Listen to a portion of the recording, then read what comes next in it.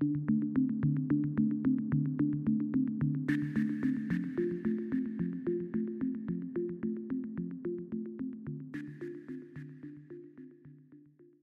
Devil and the Deep Blue Sea. Neptune's Revenge had made its way to the location identified on Lord Abzu's maps. "Now, to get out there and investigate," declared Umiko.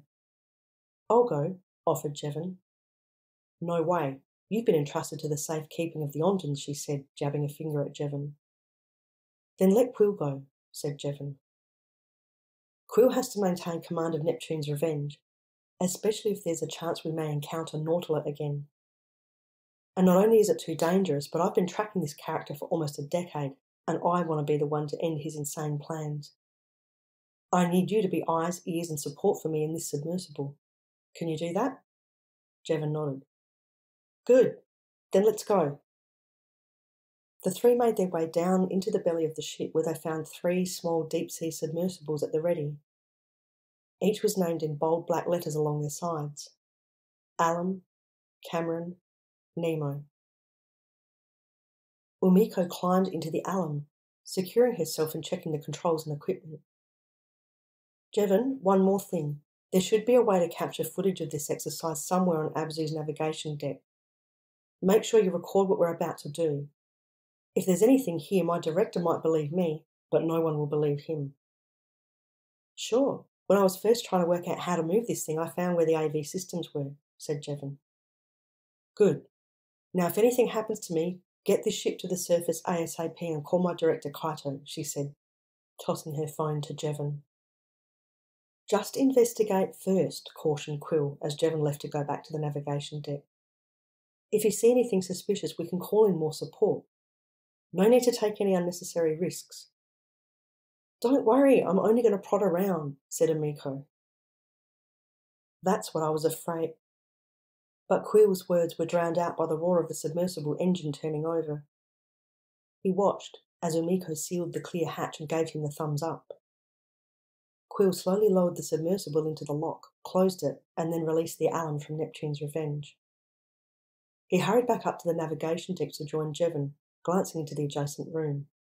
Abzu was still deep in the game.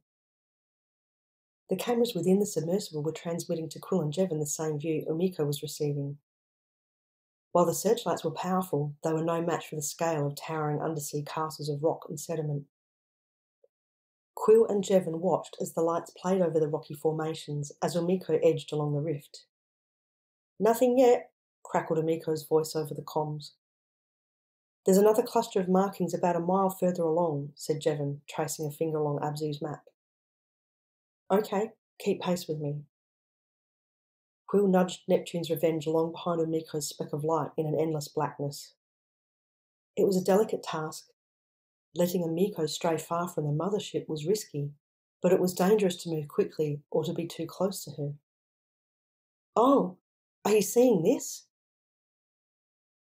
Umiko used the cameras on the nose of the submersible to zoom in and train the lights on the side of the rift. There was an extensive, gleaming array of metal constructed along the rift, affixed to what appeared to be a series of tubes about a foot each in width that were embedded in the ocean floor. "How? How did he get this rig set up down here?" mused Umiko, more to herself than Quill and Jevon. "There are no shortage of mercenaries and owners of deep-sea drill ships who will do such work, no questions asked," answered Quill. Umiko moved the angle of the submersible's camera. "I don't know how far those things go down into the seabed," she called, as Jevon and Quill strained to make sense of the structure. "It's safe to say that this is something out of the ordinary, and enough evidence to warrant further investigation," said Quill. "We can surface, contact the TIA, and engage Terran naval experts to safely and properly remove this." "That'll take too long. We can't risk it," insisted Umiko. "Necro may be close to obtaining what he needs. For all we know, he could be on his way here now." "You can't possibly remove that whole apparatus with the submersible arm," protested Quill. "And you don't even know what this is or what will happen if you try. It's too dangerous." "Don't worry, I'm not going to try to remove it. Just cause some damage in the hope that it will disable it and buy us time." Quill and Jevon watched anxiously as Umiko extended the Alam's mechanical arm, typically used to do minor repairs on the hull of Abzu's ship. She tested her ability to move and manipulate the arm clear of the metal structure, then inched her way towards it. There was a muffled sound of crunching metal over the comms. Ha! I've managed to wrench part of the first section off, Jevon exhaled. Before Quill could again try to coax Umiko back to the ship, bright red light illuminated the ocean depths. For a few seconds they could see the extent of Nadir along the rift on the sea floor. Then a brilliant white light rocked their ship. "Oh no!"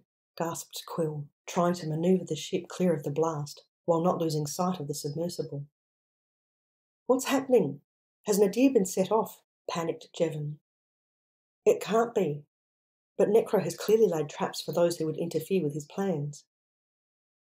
One of the rock formations, shattered by the blast, had fallen on Umiko's craft, crushing it to the sea floor. A slow-motion cloud of sediment obscured their vision. When the silt settled, they saw the submersible on the sea floor. It had been cracked in half. "Oh, God," whispered Jevon.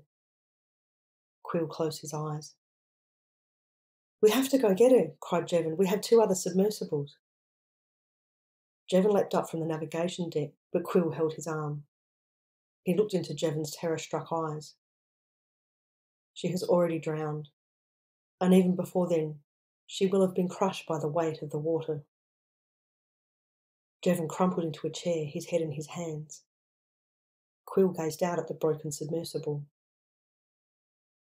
"Can we at least see if we can find and recover her body?" croaked Jevon. "No. It's too dangerous. We can't risk meeting the same fate and then not getting word back about what is down here," said Quill. "There's nothing we can do for Umiko. She's gone. The most critical thing we need to do now is get to the surface. That's what she would do, and that's what she would want."